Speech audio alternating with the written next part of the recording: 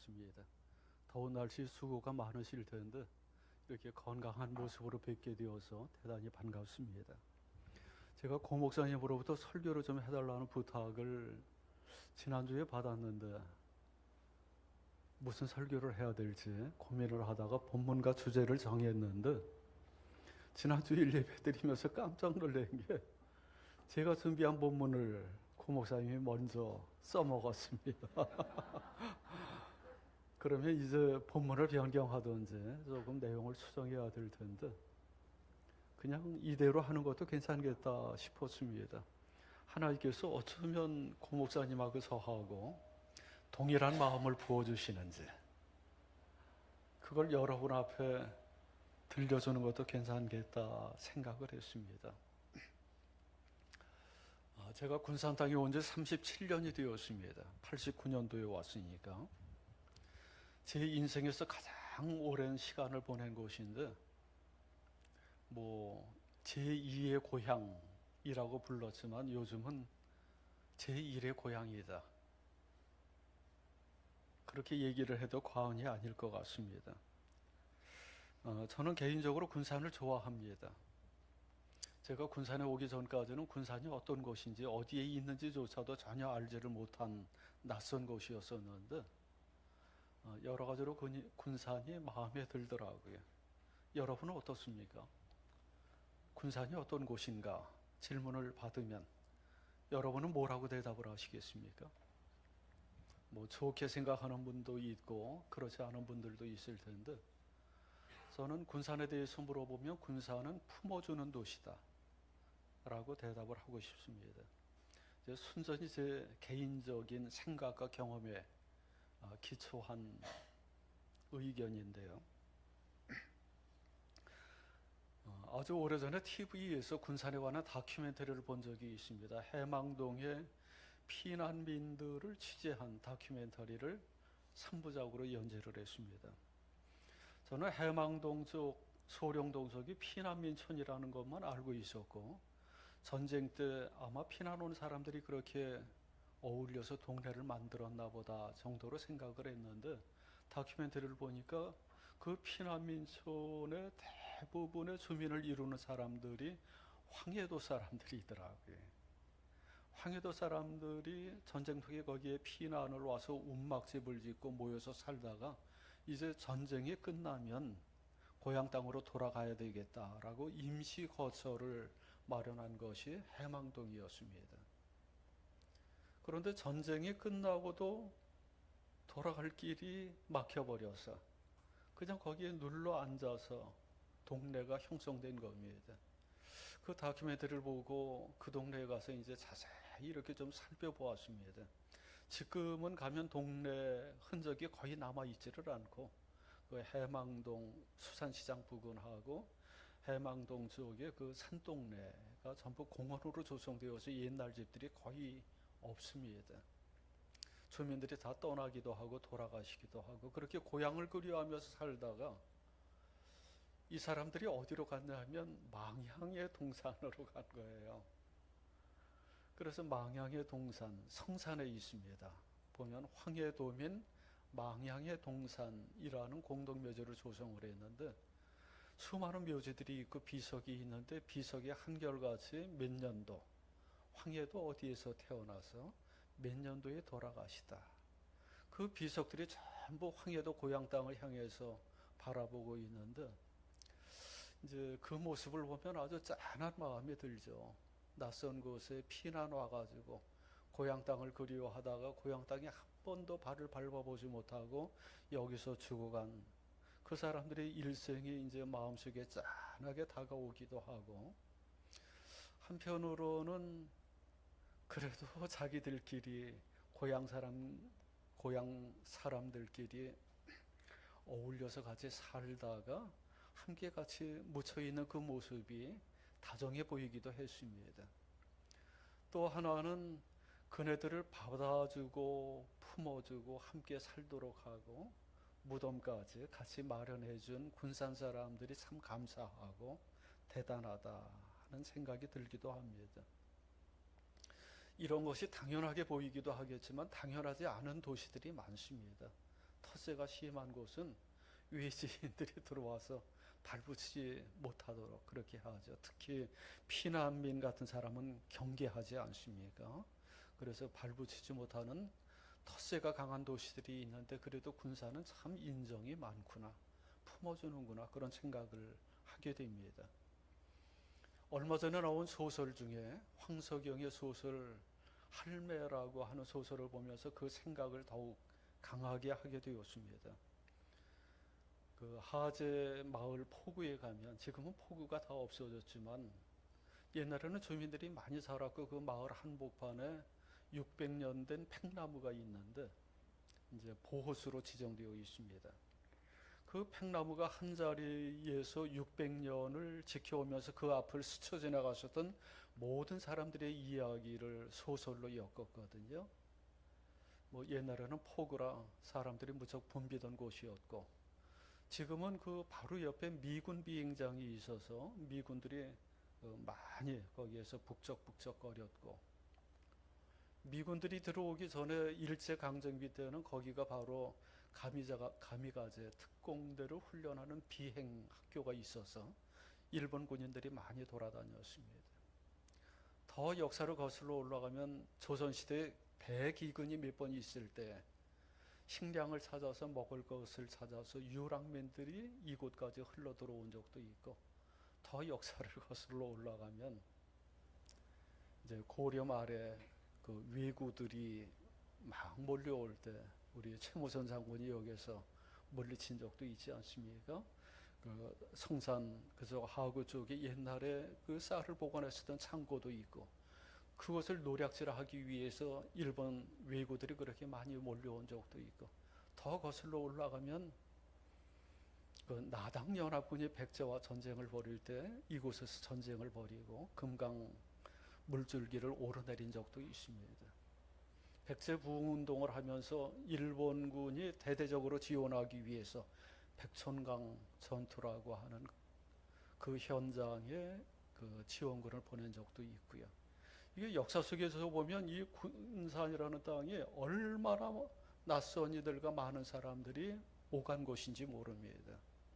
그 할매라는 소설에도 나오지만 하구 포구, 하제 포구 앞쪽에 보면 거대한 갯벌이 있고, 그 갯벌 속에 수많은 서해 바다의 그 어패류들의 그 잉태 장소가 되기도 했었고, 수많은 철새들이 그곳에 날아들이기도 했습니다. 시베리아에서 호주에서 경유지로 뭐 이름도 모를 수많은 철새들, 도요새, 개똥, 지박이,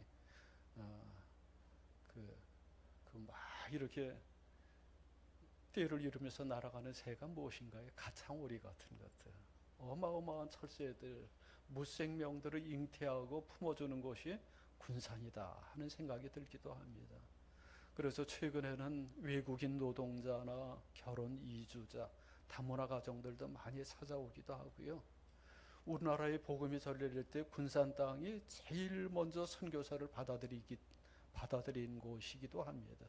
그런 역사를 거슬러 보면 군산 땅이 참 낯선 사람들을 그래도 잘 품어주는 곳이다 라고 저는 개인적으로 생각을 합니다.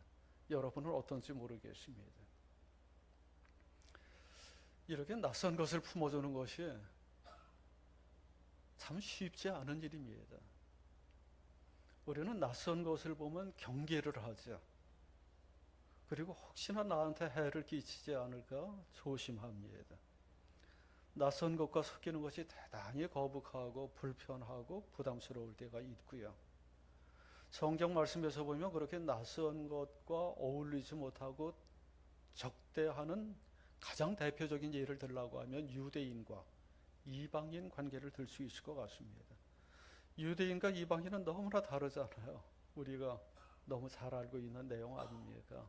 그 유대 땅의 갈릴리, 사마리아, 유다 3등부로 하는데, 특히 사마리아 지역의 역사를 보면 유대인들이 그네들을 얼마나 배척하고 혐오하고 그 중간 지역을 통과하지도 않을 정도로 멀리 했었는지를 잘 알고 있지 않습니까? 이방인들은 뭐 하물며 두말할 나위가 없습니다. 서로 상종도 안 하고 대화도 안 하고 식사도 안 하고 결혼도 안 하고 그 성경 말씀에 그런 적대 대립 갈등 관계가 얼마나 많이 나옵니까? 얼마나 유대인들이 이방인을 혐오하고 배척했으면 뭐 이런 질문을 던질 때 이방인을 왜 하나님이 만들었죠? 그러면 그냥 자연스럽게 나온 대답이 지옥의 땔감으로 삼기 위해서 만들었습니다. 이런 말을 할 정도였습니다. 지옥에 끊임없이 불길이 솟아오르는데 혹시라도 연료가 떨어지면 그때 이방인들을 땔감으로 쓰려고 하나님이 만드셨다. 뭐 그런 얘기가 나올 정도로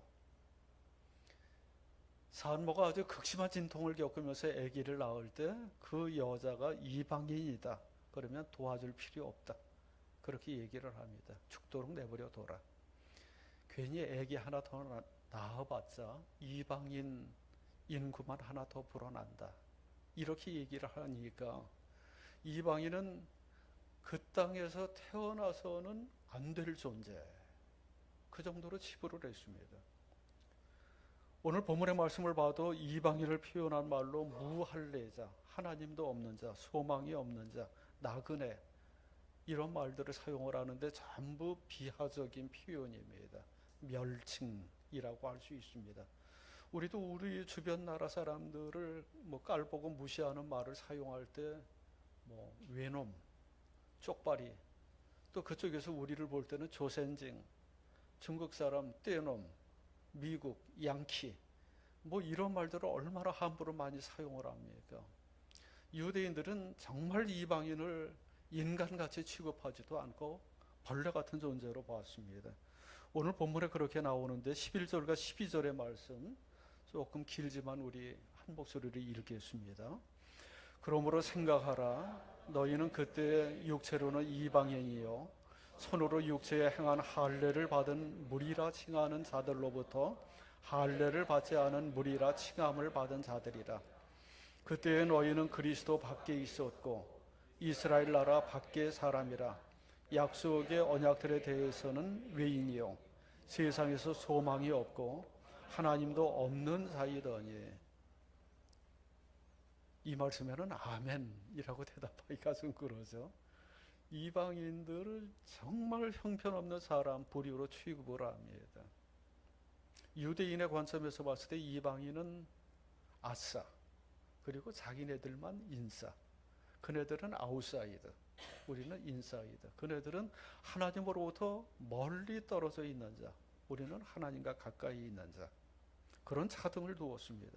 철저하게 구분짓고 경계를 했는데 예루살렘 성전 구조만 봐도 그것을 알 수 있습니다.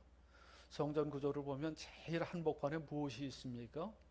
지성소가 있죠. 지극히 거룩한 성소, 하나님의 임재하신 곳. 그래서 법궤를 모시고 있는 곳이고 1년에 딱 한 차례 대제사장만 출입할 수 있는 곳입니다. 그 바깥으로는 제사장들이 출입할 수 있는 성소가 있고 그 바깥으로는 이스라엘 백성들이 출입할 수 있는 공간이 있고, 그리고 제일 바깥쪽 멀리 떨어진 곳에 이방인의 뜰이 자리 잡고 있었습니다. 그런데 이방인은 거기까지, 그 안쪽으로는 들어올 수 없었던 게 그 벽에다가 경고 문구를 붙여놓죠. 이 경계선을 침범하는 자는 죽임을 당할 것이다. 그래서 이방인은 그 안쪽으로 들어가고 싶어도 들어갈 수 없는 곳이 예루살렘 성전이었습니다. 유대인들이 보기에 또 율법에 따르면 이방인들은 불결하고 부정한 존재 아닙니까? 그래서 거룩한 성전을 오염시킬 수도 있고 거룩한 하나님의 백성을 오염할 수도 있으니까 가까이 하면 안 된다라는 것이 율법의 금지 조항이었습니다. 그래서 그렇게 경계선을 두고 장벽을 쌓고 나는 것이 유대인과 이방인 사이였는데, 이게 일반적으로 보면 그네들뿐만 아니라 모든 사람들이 이제 서로 다름으로 인해서 생겨나는 인간 사이의 갈등을 해결하는 손쉬운 처방이었습니다. 요즘도 다들 그렇죠. 본능적으로 그렇습니다. 여러분은 안 그렇습니까?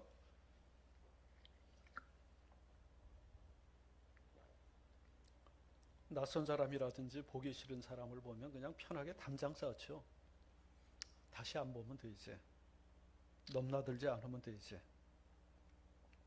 그런 생각으로 개인 관계뿐이 아니라 국가 관계도 형성이 됩니다.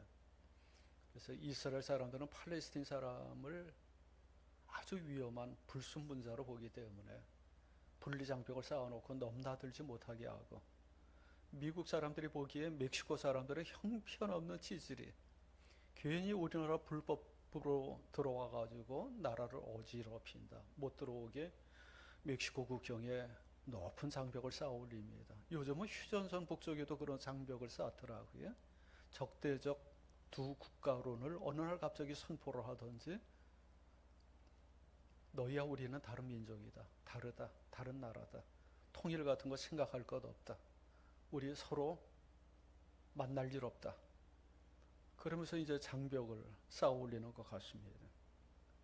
이게 이제 인간 사회의 일반적 이제 갈등에 대한 처방이라고 할 수 있는데, 뭐 아파트 단지도 그렇지 않습니까? 새로 지은 고급 아파트에 가면 아무나 출입하지 못하잖아요.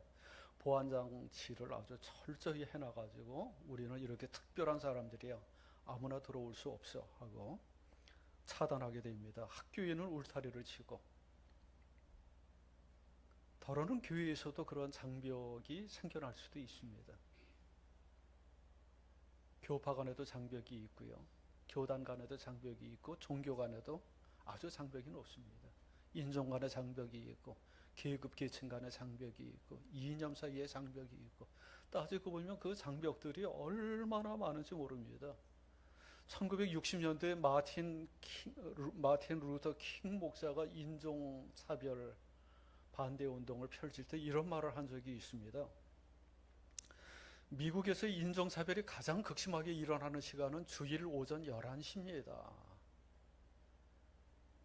이게 무슨 말인가 했더니만, 그래도 그 시간 외에는 흑인과 백인들이 길거리에서 만나기도 하고 어울리기도 하고 시장에서 접촉하기도 하고 그러는데, 주일 오전 11시만 되면 전부 다 예배 드리러 가는데 흑인은 흑인교회, 백인은 백인교회, 그렇게 몰려가는 겁니다. 그래서 흑인과 백인이 엄격하게 분리되고 차별되는 시간이 주일 오전 11시 예배 시간이다 라는 얘기를 하기도 했습니다.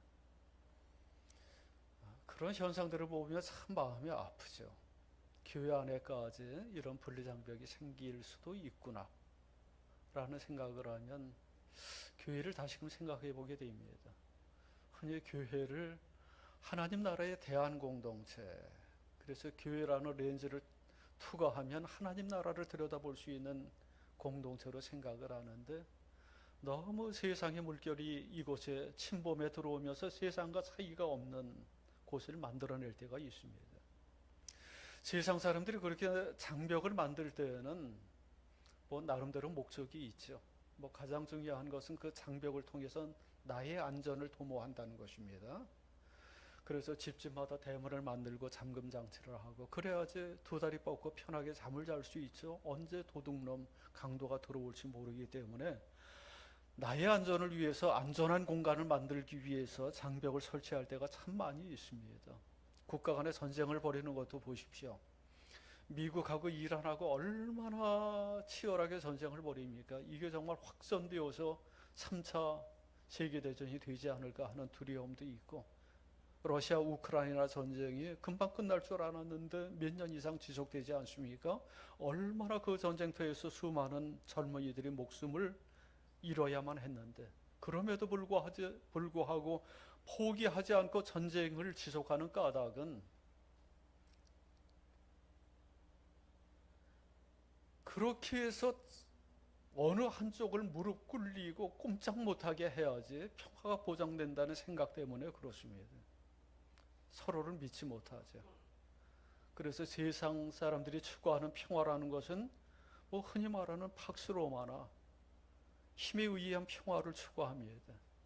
그래서 상대방을 압도적으로 무릎 꿇리고 꼼짝 못하게 하고 장벽을 설치하고 넘어오지 못하게 할 때 나의 안전과 평화를 이룰 수 있다는 것이 세상 사람들의 생각입니다. 그런데 오늘 본문 말씀 보면 주님께서는 정반대의 일을 하셨습니다. 팍스 로마나가 아니라 하나님의 평화, 샬롬을 이루시는데, 주님께서 생각하신 그 평화는 이 땅의 모든 분리 장벽을 철폐하고 하나님 안에서 하나 될 때 참된 평화가 이루어진다는 것입니다. 그리고 그 장벽을 허물기 위해서 자기의 몸을 동원해서 자기의 몸을 허물고 장벽을 철폐하셨다는 것, 그것이 오늘 본문의 14절 말씀에서 나옵니다. 우리 한번 같이 읽겠습니다. 14절 말씀. 그는 우리의 화평이신지라 둘로 하나를 만드사 원수된 것 그 중간에 막힌 담을 자기 육체로 하시고. 아멘. 십자가의 죽음을 의미하겠죠.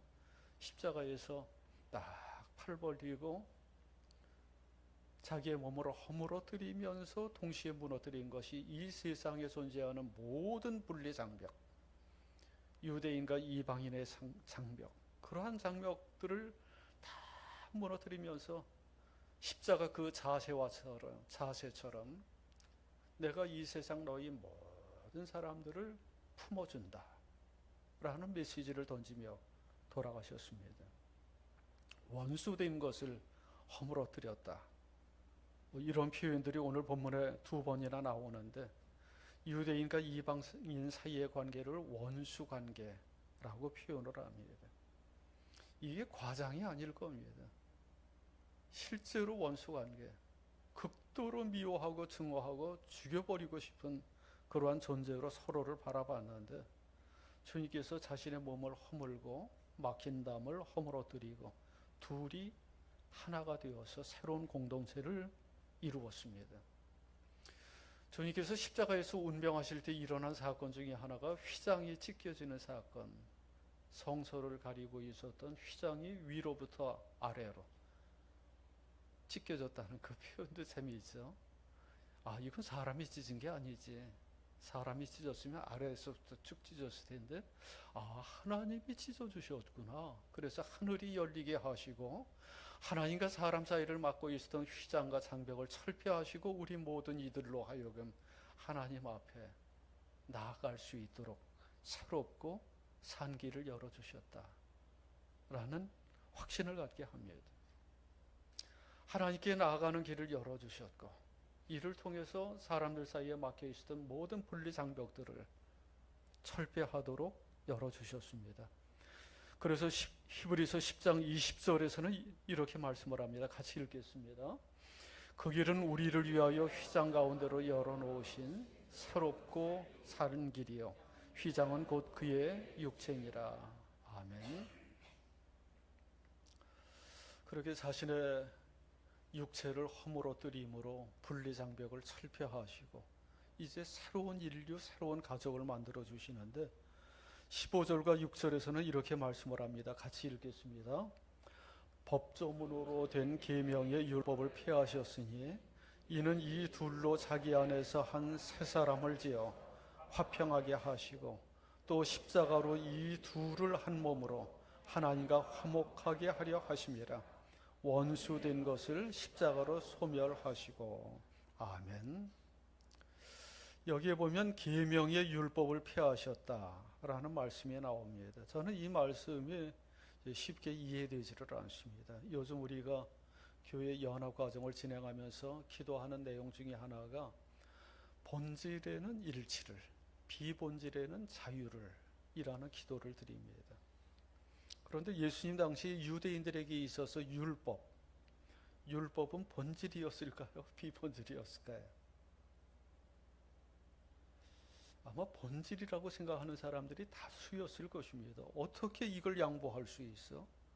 어떻게 이걸 설표할 수 있어? 율법은 그네들에게 있어서 생명이었습니다. 율법과 할례, 안식일 제도, 예루살렘 성전, 절대로 양보할 수 없는 본질이라고 생각을 했는데, 예수님께서 그것을 철폐하셨다 합니다. 그러니까 유대인들의 저항이 얼마나 심했을까요?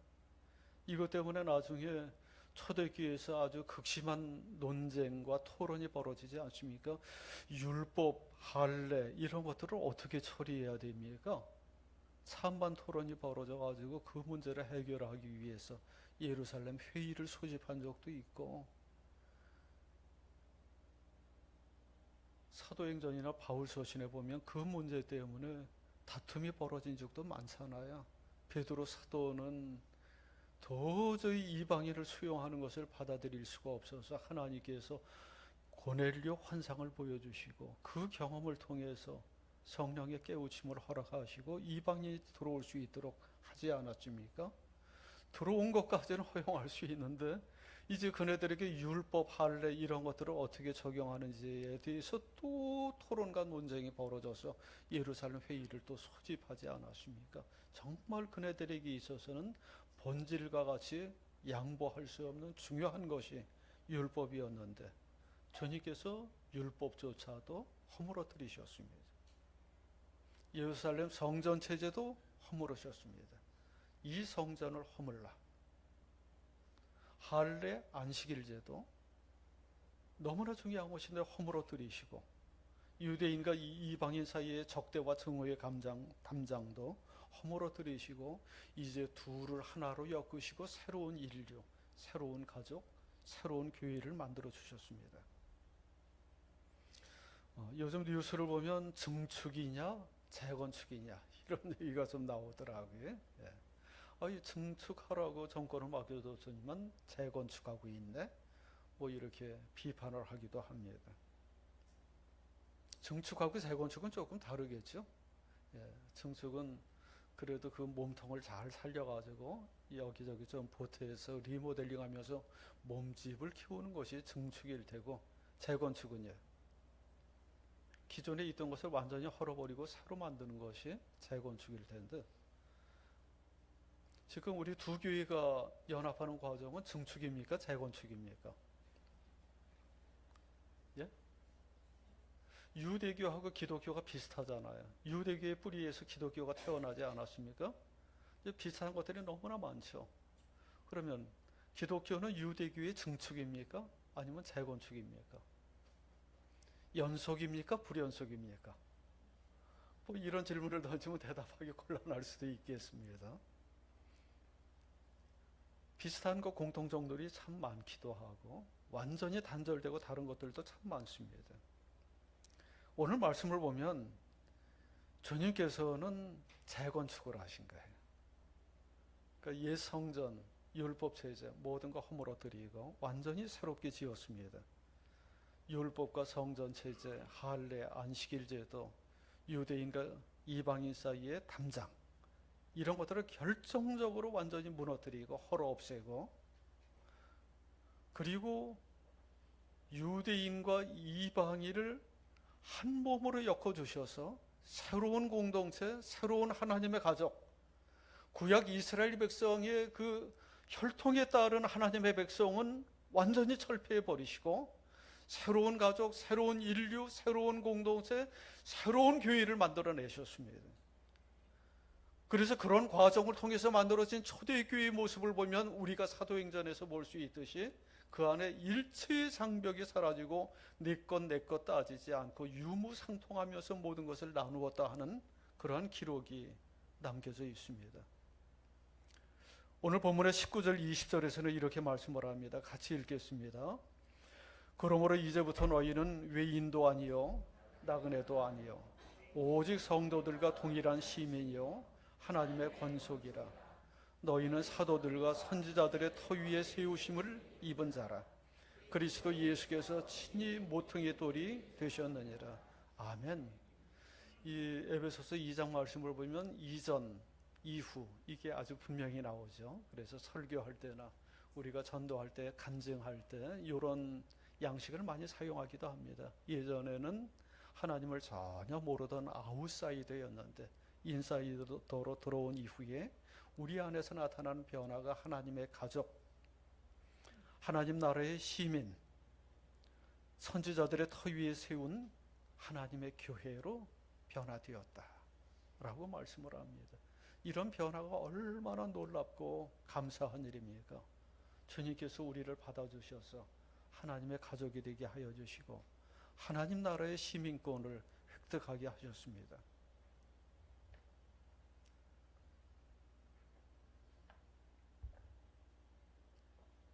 요즘 두 교회가 합병하는 과정이 마치 건축 과정과 비슷하다라고 얘기할 수 있을 것 같습니다. 이 과정이 조금 힘드시죠.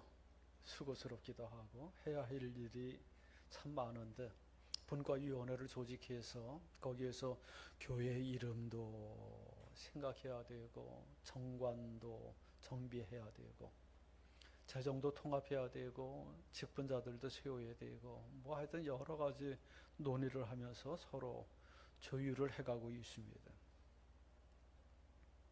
그런 과정을 보면 요거는 증축이라기보다는 전면 재건축이다 라고 설명할 수 있을 것 같습니다. 이제 옛날 것들, 우리의 역사와 전통은 존중하고 최대한 이어가도록 하되 거기에 연연하지 않는다. 정말 우리 미래를 이끌어 가실 하나님의 꿈과 계획이 무엇인지를 찾아서 그 목표를 향한 전면 재수정과 재건축이 필요하다 하는 생각입니다. 근데 이렇게 연합하는 몇 달의 과정을 지났고 앞으로도 한 두세 달 보내야 될 텐데 참 이게 쉽지 않은 일입니다. 지난번에도 우리 고목사님하고 우리 그 교인들하고 함께 식사를 하면서 좀 이런저런 얘기를 나눴는데, 이 연합의 과정이 뭐 여러 분야에 다양하게 존재하지 않습니까? 교회에서는 이제 합병이라는 말을 하고, 기업이 합병하는 경우도 있고, 나라가 연합하고 통일하는 경우도 있고, 단체가 그런 경우들도 있고, 그래 그런 얘기들을 쭉 이제 얘기를 나누면서 교회는 어떻게 합병하는 것이 가장 바람직할까? 요거에 대해서 좀 생각해 보기도 했습니다. 이 연합하는 과정 중에 의견이 안 맞을 때도 많고, 또 이제 자기의 주장이 관철되지 않는다고 상처를 입을 때도 좀 있기도 하고 그러겠죠. 그런데 고 목사님하고 저하고는 이심전심으로 모든 게 말하지 않아도 다 통하고 잘 들어맞는 것 같습니다.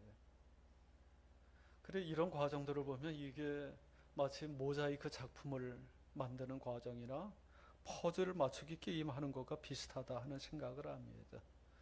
정관을 어떻게 해야 되지? 그 조각을 하나 만들어 가지고 붙이려고 그러면 아주 치열한 논쟁 토론이 필요할 수도 있을 텐데, 하나하나의 과정은 아주 힘들고 수고롭지만 그 과정을 다 마치고 나서 전체 그림을 보게 되면 정말 하나님께서 뜻하신 아름답고 거룩한 작품을 만들어 주실 것이다라는 확신을 가지고 소망을 품고, 또 이제까지 몇 달의 과정을 하나님께서 그렇게 이끌어 오신 것을 보면서 이제 우리가 같이 연합 과정을 진행하고 있습니다.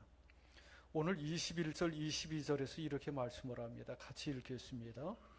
그의 안에서 건물마다 서로 연결하여 주 안에서 성전이 되어가고 너희도 성령 안에서 하나님의 거하실 처소가 되기 위하여 그리스도 예수 안에서 함께 지어져 가느니라.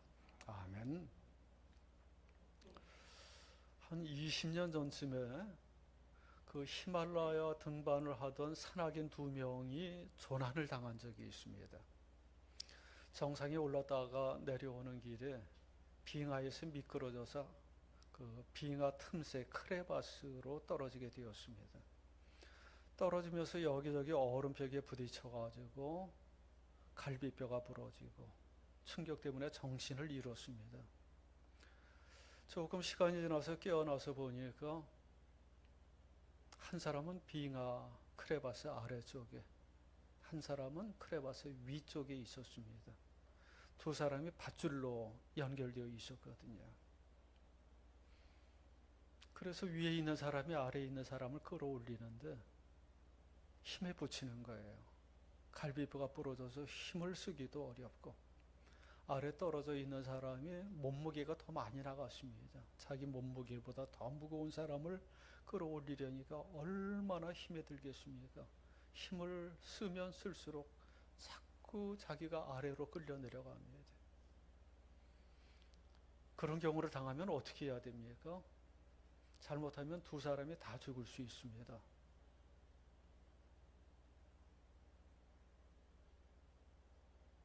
보통 그런 경우에는 밧줄을 끊어버리는 경우도 있다고 합니다. 한 사람이라도 살아야 되니까. 그런데 이 사람은 포기하지 않았습니다. 무려 5일 동안이나 사투를 벌여서 떨어진 사람을 끌어올렸습니다.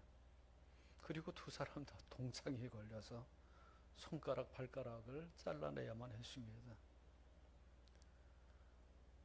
그 이야기를 책으로 엮어냈는데 책 제목이 우리는 끝내 서로를 놓지 않았다라는 책입니다. 예, 저 책입니다. 참 감동적이더라고요. 지금 우리에게 필요한 것이 저런 끈이 아닐까 생각을 합니다. 서로를 엮어줄 수 있는 사랑의 끈, 튼튼한 연결. 이게 우리에게 필요합니다. 두 교회가 연합하는 과정이 이제까지도 참 즐거운 과정, 흥미진진한 과정이기도 했지만 한편으로는 혼란스러움, 변화가 있기도 했고, 이 과정을 힘들어 해가지고 혹시 누가 이탈하는 사람이 없을까 하는 염려를 하기도 했습니다. 이런 상황 속에서 우리에게 필요한 것이 사랑의 끈입니다. 이 과정을 다 마치기까지 단 한 사람도 이탈하지 않고 낙오하지 않고 서로 붙들어주고 이끌어주고, 그래서 모두를 함께 살려가며 하나님 원하시는 교회를 이루어 갈 수 있기를 간절히 바랍니다. 주님께서는 유대인과 이방인 사이에 중간에 막힌 담을 허물어서 둘이 하나 되게 하시고 모든 사람이 하나님께 나아갈 수 있는 새롭고 산 길을 열어주셨고, 그것을 통해서 이 땅에 존재하는 모든 분리 장벽들을 철폐하고 하나님 안에서 새로운 인류와 가족으로서 새로운 교회를 만들어 주셨습니다. 하나님 나라의 시민이 되게 하셨습니다. 지금도 주님께서는 우리를 통해서 그 일을 하고 계십니다. 이 땅에 존재하는 모든 장벽들을 철폐하고 하나님 안에서 참된 평화를 이루며 하나 될 수 있도록 우리를 사용해 주시고 이끌어 주시는 줄로 믿습니다. 세상 사람들은 정반대의 행동을 합니다. 저마다 담장을 쌓고 그 안에서 저마다의 안전한 공간을 찾으려고 하고, 역설적으로 그 일 때문에 그 담장 너머의 사람들을 서로 미워하고 증오하고 적대하는 경우들이 너무나 많이 일어납니다. 담장을 높여갑니다. 그것을 인간의 힘으로 허물어뜨려 나가는 것 너무나 힘듭니다. 인간의 힘으로 허물 수가 없습니다. 그래서 주님께서 십자가 위에서 하신 일이 그 모든 담장을 허물고 인간관계를 소통하게 하고 하나님 앞에 나아갈 수 있도록 길을 열어주신 것입니다. 그리고 우리 한 사람 한 사람을 하나님께서 꿈꾸시는 그 아름다운 거룩한 성전, 하나님의 거하실 처소, 하나님 임재의 장소를 만들기 위해서 우리 한 사람 한 사람을 성전의 벽돌 삼아서 사랑의 접착제로 연결해주고 모퉁이 돌 되신 주님의 위에다가 하나씩 하나씩 쌓아 올리고 계십니다. 오늘 본문의 제일 마지막 절은 현재 진행형입니다. 지금도 그 공사를 우리를 통해서 하고 계신다는 것입니다. 그리스도 안에서 온 인류가 하나가 되고 만유를 통일하고 하나님의 거하실 처소, 우주적 교회를 만들어가는 것이 우리 주님의 궁극적인 꿈이고 에베소서 전체의 주제이기도 합니다. 우리 안팎에 존재하는 모든 담장들이 눈 녹듯이 녹아내리고, 그래서 모두를 품어주고 사랑하고 하나님의 나라를 드러내고 증언할 수 있는 우리 교회가 될 수 있기를 간절히 축원합니다. 우리 이 시간 본문의 말씀을 기억하면서 함께 기도하는 시간을 갖겠습니다. 하나님, 우리가 부족합니다. 흠이 많습니다. 이웃을 받아들이지 못합니다. 세상의 많은 장벽을 교회 안에 끌어들일 때도 있습니다. 우리를 용서하여 주시고 우리 안팎의 모든